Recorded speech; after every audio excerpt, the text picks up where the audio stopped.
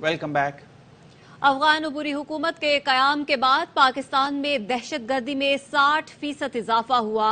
निगरां वज़ीर आज़म अनवारुल हक काकड़ ने कहा है कि पाकिस्तान में बदअमनी फैलाने में बड़ा किरदार गैर कानूनी तारिकीन वतन का है। पाकिस्तान में होने वाले हमलों की मालूमात अफगानिस्तान को फराहम की गई, लेकिन अफगान अबूरी हुकूमत ने कोई ठोस इकदाम नहीं उठाया। अफगान रहनुमाओं के बयानात के बाद दहशत गर्दी के वाकयात में तेजी मानी खेज है। अफगान अबूरी हुकूमत दहशत गर्दी में मुलव्वस अफराद हवाले। Welcome back. लंगड़ाता कैंगरू 11 अफगान खिलाड़ियों पर भारी पड़ गया। अफगानिस्तान के खिलाफ मैच में ऑस्ट्रेलिया के जख्मी मैक्सवेल ने तने तनहा कई रिकॉर्ड बना दिए। हदफ के ताकुब में वनडे तारीख की सबसे बड़ी इनिंग्स खेली, जारी वर्ल्ड कप की पहली डबल सेंचुरी बनाई। बार बार गिरने के बावजूद हदफ तक पहुंचकर अपनी टीम को फतह से हमकिनार कर दिया। मुंबई में ग्लेन मैक्सवेल की तूफानी इनिंग्स अफगान टीम के अरमान बहाकर ले गई। 292 रन के ताकुब में अकेले मैक्सवेल ने 201 रन बनाए। कप्तान पैट कमिंस ने 68 गेंदों पर नाकाबिले शिकस्त 12 रन बनाए। दोनों खिलाड़ियों की 8वीं विकेट पर 202 रन की शराकत ने ऑस्ट्रेलिया को मेगा इवेंट के सेमीफाइनल में पहुंचा दिया। मैक्सवेल ने पाकिस्तान की उम्मीद बरकरार रखी। कोई पूछे तो कहना मैक्सवेल आया था। क्रिकेटर्स को गोल्फ खेलना चाहिए। मैक्सवेल ने गोल्फर शॉट्स मारे। बासित अली का हर लम्हा पुरजोश में तबसरा। कामरान अकमल ने कहा अफगान खिलाड़ी गुरूर का शिकार हो गए। मैक्सी ने तारीखी इनिंग्स खेली। अजहर अली ने कहा कि जब मैक्सवेल को कमर दर्द हुआ तो अफगान बॉलर्स ने उनके जोन में बॉलिंग कराई और मैक्सवेल ने बगैर पांव हिलाए धुनाई की। मुस्तफा चौधरी अफगान फैन के रूप में खासे रंजीदा दिखाई दिए। भरपूर तालियों में उमैर भाई, उमैर राना हमारे आज के मेहमान। सर अस्सलाम वालेकुम।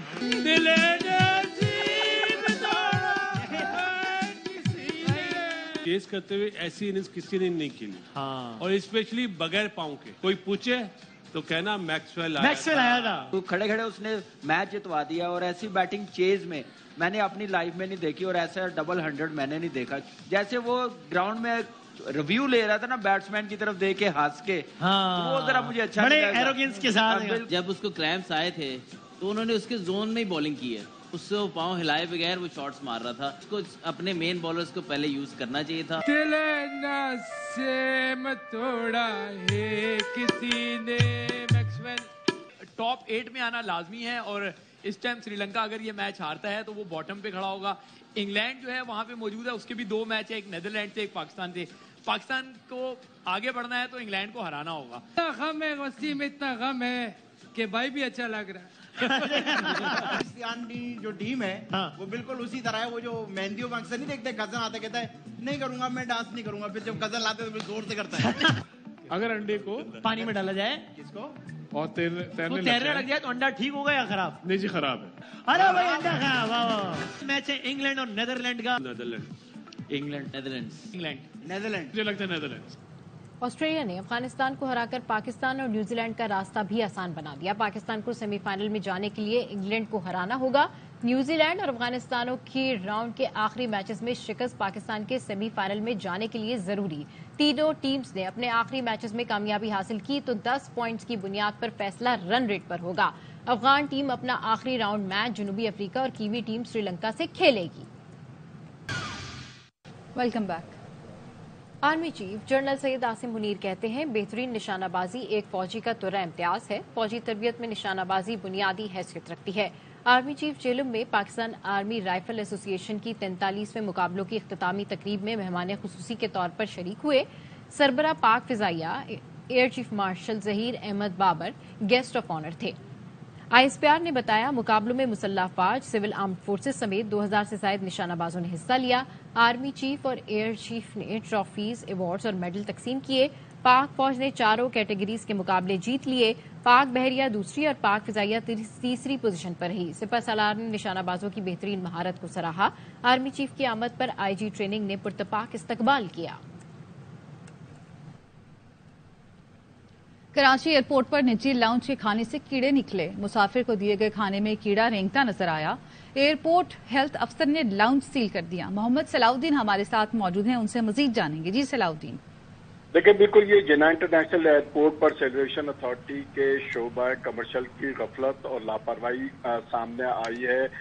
مسافروں کو مضر صحت کھانے کا انکشاف بھی ہوا ہے. دیکھ سکتے ہیں کہ کھانے میں کیسے کیڑا رینگتا ہوا جا رہا تھا، جس پر مسافر نے شور شرابہ شروع کر دیا تھا. سول ایویشن کو رپورٹ کی تو ڈپٹی ٹرمینل مینیجر فوری طور پر پہنچ گئے تو انہوں نے محکمہ صحت کو بھی بلوا لیا تھا. تو جس پہ ڈی ٹی ایم سے جب ہماری بات ہوئی تو ان کا یہی کہنا تھا کہ جب سیل کیا گیا ہے تو اس میں کھانے میں کیڑے رینگ رہے تھے اور ساتھ ساتھ ایکسپائری ڈیٹ کے بھی کچھ اشیاء بھی وہاں سے برآمد کی گئی ہیں. تو اس پر میری بات ہوئی D G civil aviation authority Khaqan Murtaza سے، تو خاقان مرتضیٰ نے اس کا نوٹس دیا ہے. اعلیٰ سطحی تحقیقاتی کمیٹی بھی تشکیل دے دی ہے. ایئرپورٹ مینیجر سے 48 گھنٹوں میں رپورٹ طلب کی گئی ہے اور یہ کہا گیا ہے کہ جو بھی غفلت کا مرتکب پایا گیا تو اس کے خلاف سخت قانونی کارروائی عمل میں لائی جائے گی. ٹھیک ہے، بہت شکریہ آپ کا اپڈیٹ کرنے کے لیے. اسرائیلی فوج نے غزہ کو 2 حصوں میں تقسیم کر دیا. صہیونی فوج نے 30,000 ٹن بارود برسا کر غزہ کا نقشہ بدل ڈالا. اسپتالوں میں بے ہوشی کی دوا ختم ہونے سے مریضوں کو بے ہوش کیے بغیر آپریشن کیا جا رہا ہے. کراچی کے علاقے اورنگی ٹاؤن میں اسکول اور ٹیکنیکل انسٹیٹیوٹ کے سرکاری اراضی پر قبضہ. پروجیکٹ میں ہزاروں ایکڑ اراضی کو غیر قانونی لیز کے ذریعے قبضہ کیا گیا. رافع حسین ہمارے ساتھ موجود ہیں، ان سے مزید جانیں گے. جی رافع. جی بالکل، سرکاری اراضی پر قبضے کا انکشاف کے ایم سی کی کمیٹی کی رپورٹ میں ہوا ہے اور رپورٹ اے وائی نیوز نے حاصل کی ہے. رپورٹ میں یہ انکشاف کیا گیا ہے کہ سابق پروجیکٹ ڈائریکٹر اورنگی ٹاؤن شپ نے 70,000 سرکاری اراضی لیز کر دی. انکوائری کمیٹی نے اپنی سفارشات بلدیہ عظمیٰ کراچی کے محکمہ لیگل کو کارروائی کے لیے ارسال کر دی ہے. یہ رپورٹ میں انکشاف کیا گیا ہے کہ اورنگی ٹاؤن سیکٹر 16 گلشن بہار میں نارو ویژن اسکول اور نارو ویژن ٹیکنیکل انسٹیٹیوٹ کے لیے مختص اراضی پر قبضہ کیا گیا. 5,000 گز اراضی پر پہلے میں قبضہ کیا گیا، جبکہ سیکٹر 16 شیٹ 1 کے پلاٹ نمبر 1 کی 61,000 گز پر محیط جو زمین تھی اس پر قبضہ کیا گیا. رپورٹ میں یہ بھی کہا گیا کہ قبضہ کی گئی سرکاری پر جعل سازی کے ذریعے 13 رہائشی اور 2 کمرشل پلاٹوں کو بھی لیز کیا گیا. اور ایڈیشنل ڈائریکٹر اورنگی ٹاؤن شپ عاطف جاوید خان نے یہ جعلی لیز فراہم کی، جبکہ جعلی لیز فراہم کرنے والے ایڈیشنل ڈائریکٹر اورنگی ٹاؤن کا جو ہے وہ سروس ریکارڈ ہی موجود نہیں ہے. جبکہ سابق پروجیکٹ ڈائریکٹر اورنگی ٹاؤن شپ رضوان خان نے ایڈیشنل ڈائریکٹر کو لیز کی اتھارٹی دی تھی. رپورٹ میں یہ بھی کہا گیا ہے کہ سابق پروجیکٹ ڈائریکٹر اورنگی ٹاؤن رضوان خان سے دستاویزات اور انکوائری میں تعاون طلب کیا گیا لیکن وہ پیش نہیں ہوئے. سرکاری اراضی پر رہائشی پلاٹوں کی لیز سابق پروجیکٹ ڈائریکٹر رضوان خان کی اجازت سے فراہم کی گئی تھی. تو یہ ایک بڑا انکشاف ہوا ہے اور اب کی ایم سی نے رپورٹ تیار کر کے محکمہ لیگل کو بھیج دیا تاکہ عدالتی کارروائی کی جائے. ٹھیک ہے، بہت شکریہ آپ کا اپڈیٹ کرنے کے لیے. الیکشن کا موسم آتے ہی سیاسی چالیں شروع ہو گئیں. نون لیگ اور ایم کیو ایم نے پیپلز پارٹی کے خلاف اتحاد قائم کر دیا. دونوں پارٹیز 8 فروری کو مل کر عام انتخابات لڑیں گی. دونوں جماعتوں کا کہنا ہے ایک دوسرے کی بھرپور مدد کریں گے، ساتھ چل کر ملک کو سنواریں گے. مجھے نکالا گیا ورنہ میں نے کہاں جانا تھا. میاں نواز شریف کا پارٹی رہنماؤں سے خطاب. بولے ساری خرابی تو اس حکومت نے کی جسے لایا گیا تھا. شہباز شریف پر تو بس الزام ہے، اب ڈبل ٹرپل سپیڈ سے بھاگنا پڑے گا. پاکستان کی ترقی چاہیے، چاہے وہ سندھ ہے، کے پی کے ہے، بلوچستان ہے، کراچی ہے اور پھر پنجاب ہے. بالکل ایک ہی نظر سے سب کو دیکھتے ہیں.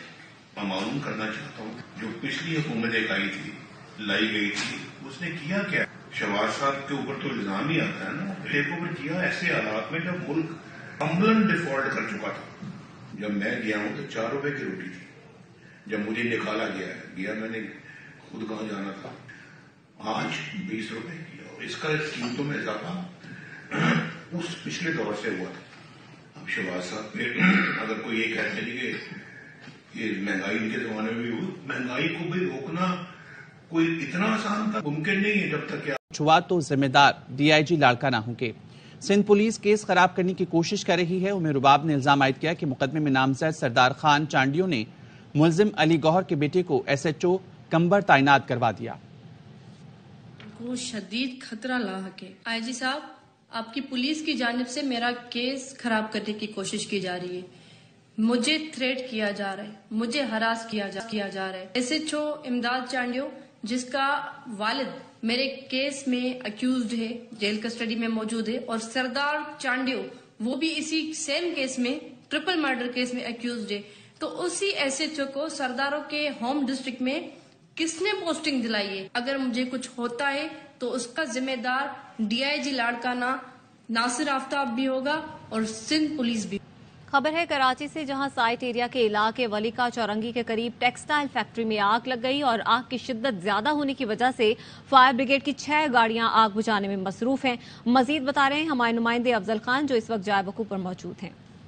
साइट एरिया वलीका चौरंगी के करीब ये एक टेक्सटाइल फैक्ट्री है, जिसके अंदर अचानक आग भड़क उठी। धुआं बहुत ज्यादा है, जिसकी वजह से आग बुझाने में मुश्किलात का सामना है। जबकि पुलिस हुकाम है, उनका कहना है कि वो फैक्ट्री इंतजामिया से इस हवाले से तहकीकात कर रहे हैं कि आग लगने की वजूहात क्या है, क्योंकि बज़ाहिर लगता है कि आग बिजली की शॉर्ट सर्किट के बाइस लगी, लेकिन दीगर पहलुओं से भी तहकीकात की जा रही है। आतिशज़दगी के नतीजे में अब तक किसी भी जानी नुकसान की इतला मौसूल नहीं हुई है। फैक्ट्री के जो वर्कर्स थे वो फौरी तौर पर बाहर निकल आए थे, लेकिन आग फैक्ट्री के अंदरूनी हिस्सों में लगी है और फायर ब्रिगेड की गाड़ियां आग बुझाने में मसरूफ हैं। जी, स्टॉक मार्केट में आज भी तेजी का रुझान है। 100 इंडेक्स 573 पॉइंट्स इजाफे के साथ 54,309 पॉइंट्स पर ट्रेड कर रहा है। माहिरीन का कहना है मुल्क की मईशत में बेहतरी और IMF की वजारत खजाना से मस्बत बातचीत की वजह से शेयर्स मार्केट में खरीदारी देखी जा रही है। मंगल को मार्केट 54,000 की तारीखी बुलंदी पर पहुंचने के बाद मंदी का शिकार हो गई थी।